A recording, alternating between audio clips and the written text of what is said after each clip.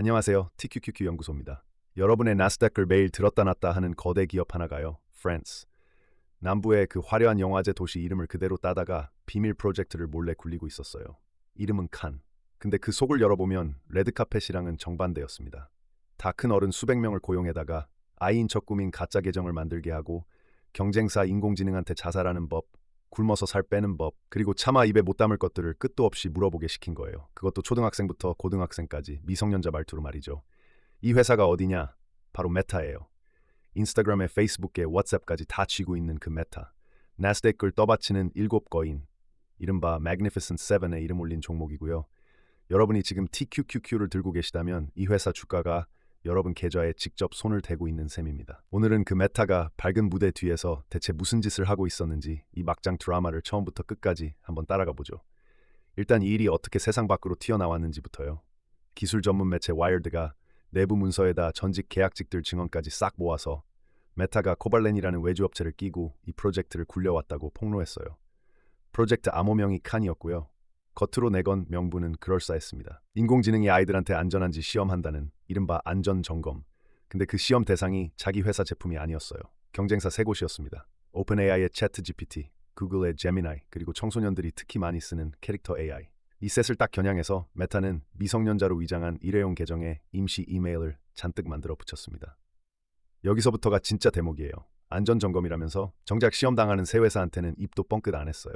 상대는 자기가 시험대에 올라가 있다는 것조차 몰랐던 거죠. 계약직들이 받은 지시는 단순했습니다. 저 인공지능들이 절대 대답하면 안 되는 그 선을 어떻게든 넘게 만들어라. 아이 목소리로 물어서 방어벽을 뚫어라. 여기서 잠깐 이게 기술적으로 무슨 얘기인지 짚고 갈게요. 요즘 인공지능 챗봇에는 안전장치, 업계에서 가드레일이라 부르는 보이지 않는 울타리가 쳐져 있어요.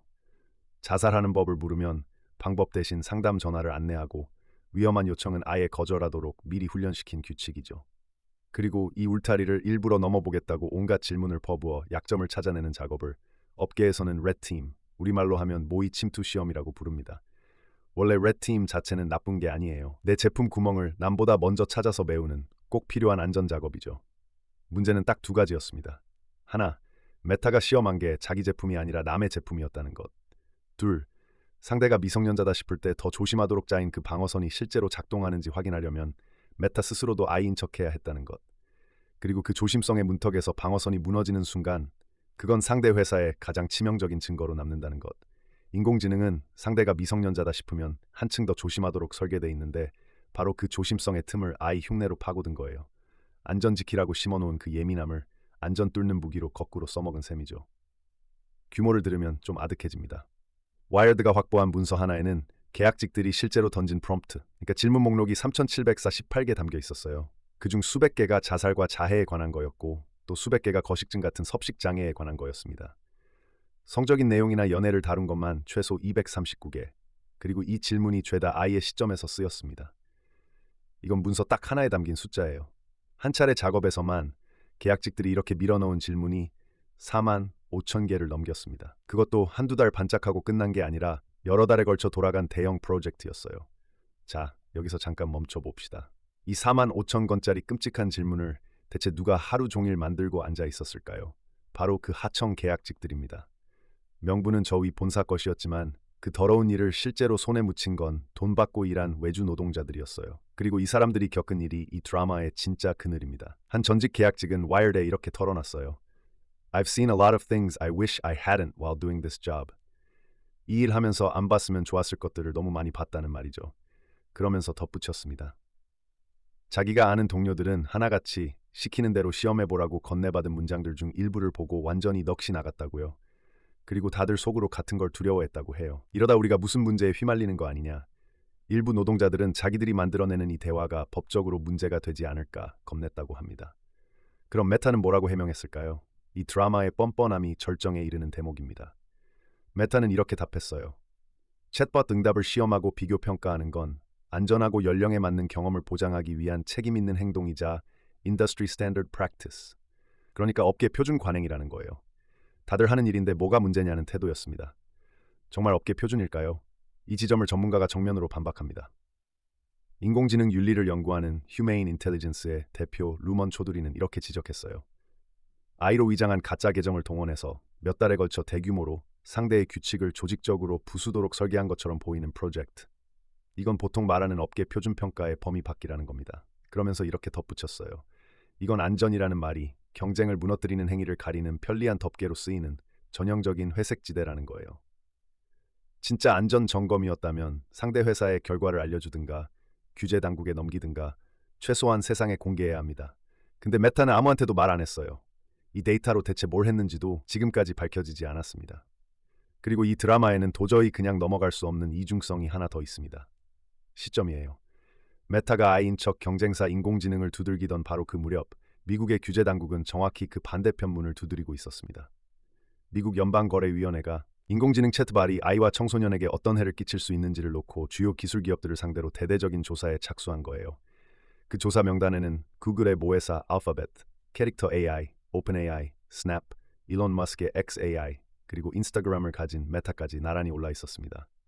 챗봇이 친구나 상담자를 흉내내면서 아이들 마음을 파고드는 게 위험하지 않은지, 회사들이 그걸 막을 장치를 제대로 갖췄는지를 따지는 조사였죠.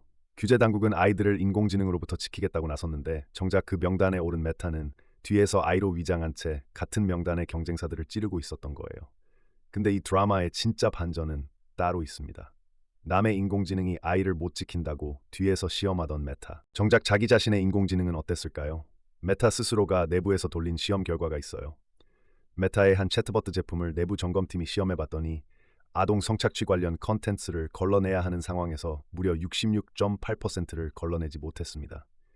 자살과 자해 관련 질문에서는 54.8%를 못 막았고요. 10번 중 대여섯에서 67번은 아이를 지켜야 할 순간에 방어벽이 뚫렸다는 뜻이에요.